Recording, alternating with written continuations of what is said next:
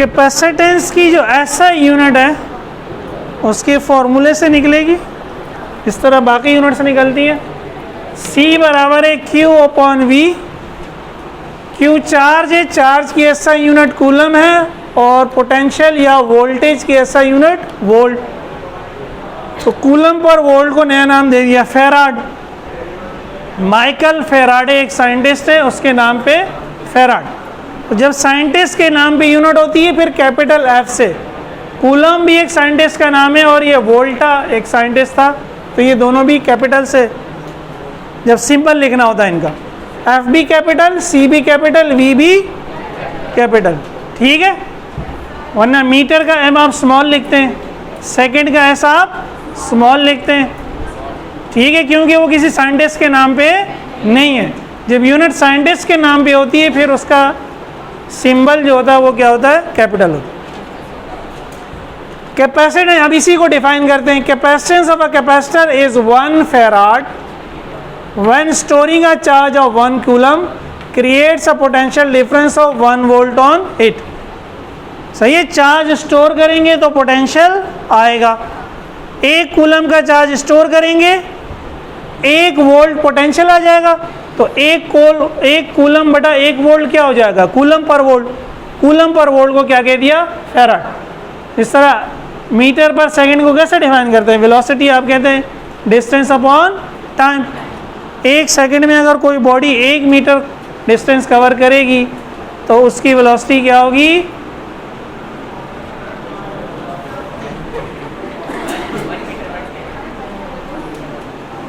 मेरे साथ है, लग नहीं रहा मुझे। S upon T is what, velocity या स्पीड। जब बॉडी स्ट्रेट लाइन में जा रहा हो वेलोसिटी और स्पीड में कोई फर्क नहीं होता। 1 सेकेंड 1 मीटर, तो यही तो है मीटर पर सेकेंड। अगर कोई बॉडी 1 सेकेंड में 1 मीटर फासला तय करे तो इसकी स्पीड क्या है, 1 मीटर पर।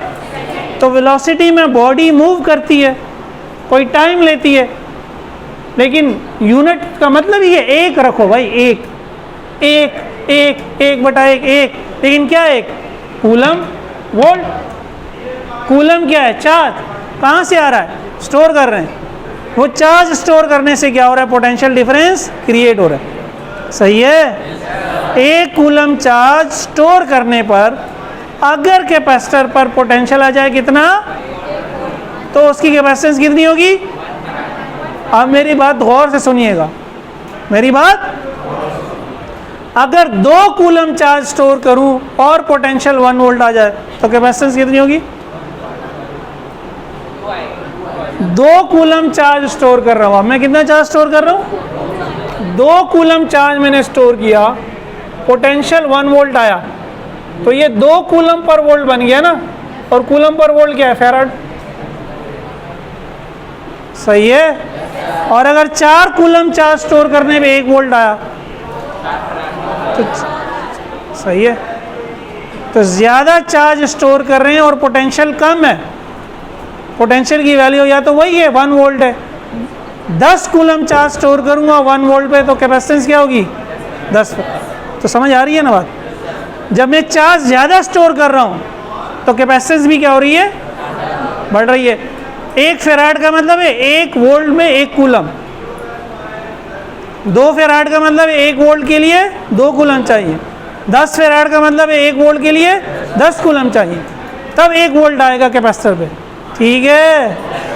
अच्छा, तो डेफिनेशन तो से तो ये लग रहा है कि कैपेसिटेंस डिपेंड करती है चार्ज पर और पोटेंशियल पर।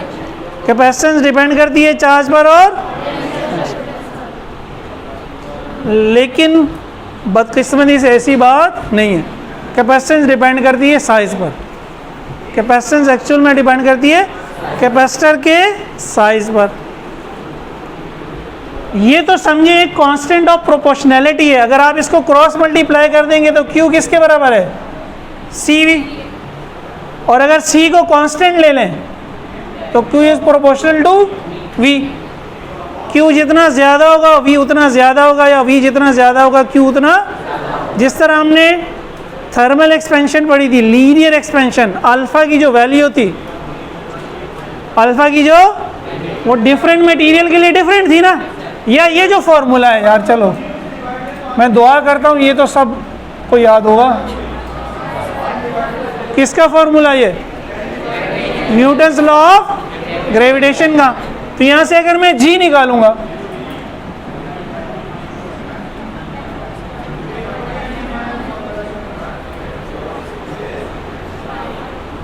यही है ना, बल्कि इससे भी अच्छी एग्जाम्पल एक और आ गई, लेकिन ये फॉर्मूला पता नहीं आपको याद है कि नहीं है। G M E upon acceleration due to gravity का formula, mass of earth upon moon पे जाएंगे तो mass of moon upon Jupiter पे जाएंगे तो मास ऑफ जुपिटर अपॉन, सही है। तो ये जी जो है ये इन तीन चीजों पे क्या कर रहा है? डिपेंड कर रहा है। वैसे मास ऑफ अर्थ जब हम निकालते थे तो हम ये कहते थे ये क्या हो जाएगा? जी आर ई स्क्वायर अपॉन जी। हम कहेंगे यार मास ऑफ अर्थ तो जी पे डिपेंड कर रहा है, तो जी तो शायद कांस्टेंट है। मास ऑफ अर्थ क्या है? अरे चलो यार उसी पे वापस आ जाता हूँ, यहाँ बात नहीं बनी।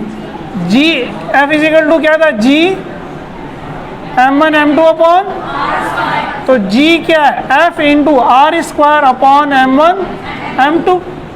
तो ये g हमें लग रहा है कि ये तो f r और m1 m2 पे डिपेंड कर रहा है, f r और m1 m2 पे, ऐसा है नहीं है, लेकिन एक्चुअल में g इन पे डिपेंड नहीं कर रहा। g तो क्या एक कांस्टेंट है। अगर आप m1 डबल कर देंगे तो फोर्स भी डबल हो जाएगी, इसकी वैल्यू चेंज। तो बिल्कुल इसी तरह ये है, अगर आप इसको डबल करेंगे ये भी डबल होगा, इसको आधा करेंगे ये भी। C जो है वो कांस्टेंट ही आएगा, C चार्ज पे या पोटेंशियल पे डिपेंड नहीं करेगा। बहरहाल C डायमेंशन पे डिपेंड करेगा, ये मैं बता रहा था, ये कहीं और निकल गया। खैर ये हमने यहाँ प्रूव कर दिया। आपको पता है स्फीयर के लिए हमने गॉसिस लॉ का केस नंबर 1 पढ़ा था। स्फीयर का अगर रेडियस r है तो इसकी सरफेस पे पोटेंशियल कितना था? k q upon r। याद है? नहीं है याद तो चलो याद रट लो। अब हमारे पास फॉर्मूला क्या कैपेसिटेंस का? q upon v। ये मैंने इसको आसान बनाने के लिए q डिवाइडेड बाय v कर दिया। आप जैसे भी मैथ कर लें, मुझे इससे मसला नहीं है, इसके बाद आप खुद कर सकते हैं। v की value k q upon r, divide को मल्टीप्लाई किया, r ऊपर चला गया, k q, q से q क्या हो गया? तो अगेन r अपॉन k बचा। इसको भी मैं लिख सकता हूँ r divide by k। k होता है 1 अपॉन 4 पाई एप्सिलॉन नॉट, ऊपर चला गया तो 4 pi epsilon not multiply by r, ये आ गया 4 pi epsilon not r। r is the surface. गधे गधे ही रहेंगे, इंसान नहीं बनेंगे। 4 पाई एप्सिलॉन नॉट r, भू भू करते रहेंगे, सही है। तो क्या हो गया? C 4 pi epsilon not r। और ये मैं माजरत, जो वीडियो रिकॉर्ड हो रही है लोग सुनेंगे, हैं भाई, चीखें नहीं मारो यार, हैं पढ़ो। ये तुम लोगों को ठीक करना मुझे आता है, अभी वीडियो हो रही, रिकॉर्ड हो रही है। तो C है 4 पाई एप्सिलॉन नॉट r। लोग भी बोलेंगे पाकिस्तानी कौम पढ़ रही है, क्या कर रही है, टीचर को गुस्सा दिला रहे हैं। अगर मुझे 4 क्या है कांस्टेंट, पाई क्या है, एप्सिलॉन नॉट किसको रिप्रेजेंट कर रहा है? मीडियम को। तो इसका मतलब है कैपेसिटेंस डिपेंड कर रही है रेडियस पर। कैपेसिटेंस डिपेंड कर रही है। अगर मुझे 1 फेराड का कैपेसिटर चाहिए तो R क्या होगा? निकालें ज़रा, कितना बड़ा स्फीयर चाहिए?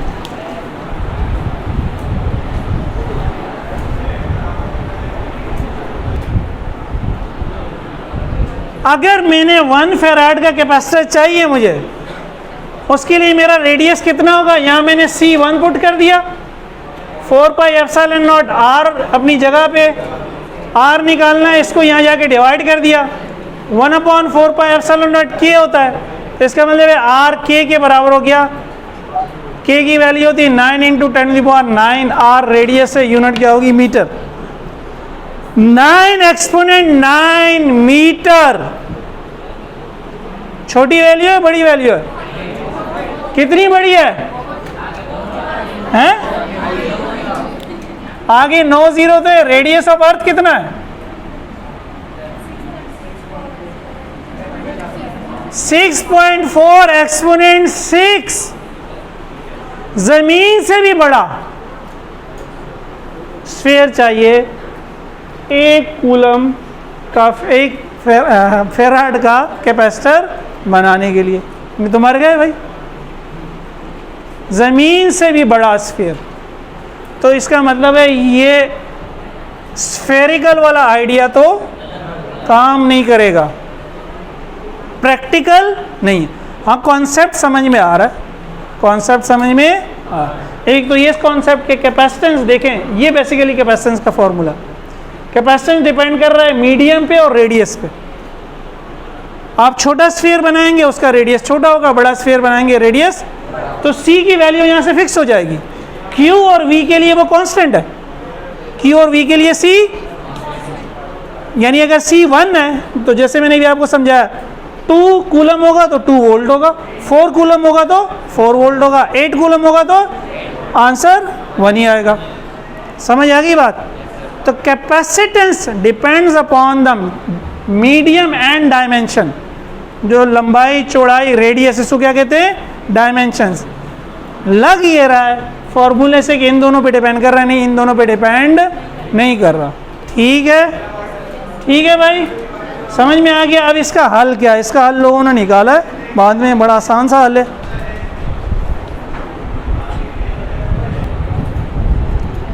अच्छा, तो बहरहाल काफ़ी कुछ रिसर्च के बाद ये एक कैपेसिटर बनाया गया, पैरेलल प्लेट कैपेसिटर।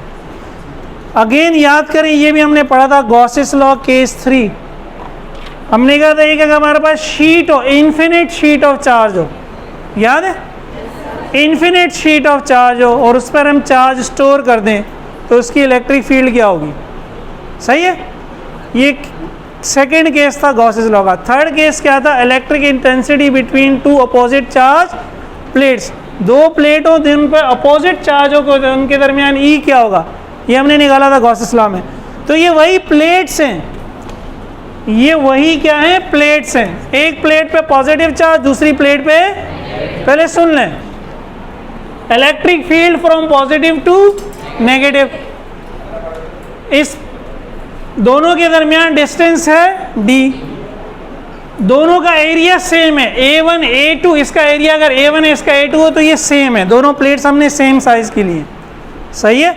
और हमने कहा था ये इनफाइनाइट कब के लाएंगी, अगर इनके करीब में कोई पॉइंट लूँ जो इनसे ज़्यादा दूर ना हो, तो उसके रेस्पेक्ट से ये प्लेट्स क्या होंगी, अगर ये छोटी भी होंगी तो ऐसा लगेगा कि ये क्या है, इनफाइनाइट प्लेट तो हम बना नहीं सकते। अब कैपेसिटर में क्या मुराद होगी, आप ये D बहुत छोटा कर दें, D is much much less than A area से। अगर D एरिया से बहुत छोटा है तो इसका मतलब है ये प्लेट्स क्या हैं, इनफाइनाइट है, इन पे वो इनफाइनाइट वाले फार्मूले हम अप्लाई कर सकते। बाहर थ्योरी है। अब अगर इसको भी छोड़ दें तो भाई ये समझ लें कि 2 प्लेट्स हैं, एक पे पॉजिटिव चार्ज है, दूसरे पे D इनके दरमियान का डिस्टेंस है। इसकी कैपेसिटेंस का फॉर्मूला आएगा epsilon not A upon D, ये हम नेक्स्ट लेक्चर में प्रूव भी करेंगे। इसी कैपेसिटेंस का फॉर्मूला आएगा epsilon not A upon, again epsilon not तो वही है, मीडियम है, A एरिया है, एरिया जितना बड़ा कर दोगे कैपेसिटेंस उतनी ही बढ़ जाएगी। डिस्टेंस के इनवर्सली प्रोपोर्शनल है, डिस्टेंस जितना कम कर दोगे कैपेसिटेंस उतनी ही बढ़ जाएगी। और ये फॉर्मूला डिराइव करने के लिए हमें इनको इनफाइनाइट प्लेट मानना होगा। तो इनको इनफाइनाइट प्लेन मानने के लिए डी को ए से कम ही होना चाहिए, तो ऑटोमेटिकली जब डी कम होगा और ए ज़्यादा होगा तो सी क्या होगा आपका बड़ा आएगा। बहरहाल तो ये एक प्रैक्टिकल सोल्यूशन है। अब एरिया आप बढ़ा सकते हैं। देखिए ये स्केल है ना, इस स्केल टाइप का अगर मैं ले लूँ और इसको फोल्ड कर दूँ, रोल कर दूँ गोल, तो छोटी सी चीज़ बन जाएगी, लेकिन इसका एरिया क्या है ज़्यादा। जितना इसको बढ़ाता जाऊँगा एरिया क्या होगा उतना ही। अगर 1 मीटर इसकी लंबाई है, सही है, और इसकी चौड़ाई अगर मैंने फ़र्ज़ करो 10 सेंटीमीटर रख दी या 1 सेंटीमीटर भी रख दी, तो 1 metre by 1 centimetre, 2 metre by 1 centimetre, इसको बढ़ाता जाऊँ, रोल क्या होगा, जब आप चीज़ को लपेट लेते हैं तो उसका रोल क्या बनता है, छोटा बनता है ना। तो नॉर्मली ये कैपेसिटर बनाए इसी तरह जाते हैं। ये प्लेट्स दोनों क्या भी होती हैं, रोल भी होती हैं। मार्केट में जो आपको कैपेसिटर मिलेंगे इस शेप के मिलेंगे, गोल, यहाँ 2 टांगे बनी हुई होंगी। आप कहेंगे यार इसमें प्लेट्स कहाँ हैं, प्लेट्स रोल हुई होती हैं। प्लेट्स अंदर क्या हुई होती है, रोल। तो ये एक प्रैक्टिकल इजी सोल्यूशन मिल गया, हमें बहुत बड़े स्फीयर की ज़रूरत नहीं है। एरिया बढ़ा दो और डिस्टेंस कम कर दो, डिस्टेंस क्या कर दो, प्लेट बना लो। अब सवाल ये बता देता है कि इन पे ये चार्ज आएगा कैसे, ये चार्ज आएगा कैसे। प्लेट मैंने ले ली, एक लोहा काट लिया, तांबा काट लिया, सोना काट लिया, सोने की इतनी प्लेट जिसको मिल जाए वो तो आजकल बहुत मालदार हो जाएगा। 1 लाख से ऊपर गया हुआ, नहीं कितने पे गया हुआ। चलो तो कैसे करेंगे, ये जो हमारी बैटरी है, बैटरी या सेल, आपने देखा भी होगा गाड़ियों में बैटरी ऐसे लगी हुई होती है, ये इसका पॉजिटिव टर्मिनल है और ये इसका नेगेटिव टर्मिनल है, ठीक है। ये इसका सिंबल है बैटरी का, ये सिंबल मैंने यहाँ बनाया। तो ये बैटरी के पॉजिटिव को मैंने इस प्लेट से जोड़ दिया और बैटरी के नेगेटिव को मैंने इस प्लेट से जोड़ दिया। अब ये प्लेट्स क्या हैं, कंडक्टर्स हैं। प्लेट्स क्या हैं, कंडक्टर को कंडक्टर क्यों कहते हैं, उसके अंदर फ्री इलेक्ट्रॉन्स होते हैं, उसके अंदर क्या होते हैं। तो ये पोटेंशियल डिफरेंस है, इस पे पॉजिटिव लिखा हुआ है, ये पॉजिटिव है, ये नेगेटिव है। तो पॉजिटिव क्या करेगा, इस प्लेट से इलेक्ट्रॉन लेगा, इस प्लेट से फर्ज किया इसने 4 इलेक्ट्रॉन्स लिए, वो 4 इलेक्ट्रॉन फ्लो हो रहे हैं। तो जब इससे 4 इलेक्ट्रॉन निकल आए तो इस पे क्या होगा, 4 पॉजिटिव चार्ज आ जाएंगे ना। इलेक्ट्रॉन निकलेगा तो क्या चार्ज आएगा, और इलेक्ट्रॉन इंटर होगा तो क्या चार्ज आएगा। तो बैटरी ने क्या किया, ये इलेक्ट्रॉन लिए और इन इलेक्ट्रॉन को इस प्लेट को दे दिया, तो इसमें कितने हो गए, 4 नेगेटिव इलेक्ट्रॉन हो गए। तो ये चार्ज कौन लेके आएगा प्लेट्स पे, आपकी बैटरी या आपका सेल। बैटरी या सेल का काम यही है, इलेक्ट्रॉन्स को मूव कराना, इलेक्ट्रॉन्स को मूव कराना। इसको कहते हैं चार्जिंग अ कैपेसिटर, चार्जिंग अ। जैसे ही आप कैपेसिटर लगाएंगे, बैटरी से जोड़ेंगे, समरी क्या होगी, जो प्लेट्स पॉजिटिव से जुड़ी होगी उस पर पॉजिटिव चार्ज आ जाएगा, जो प्लेट नेगेटिव से जुड़ी होगी उस पर कब तक चार्ज होगी, बैटरी का कोई ना कोई पोटेंशियल होगा अभी।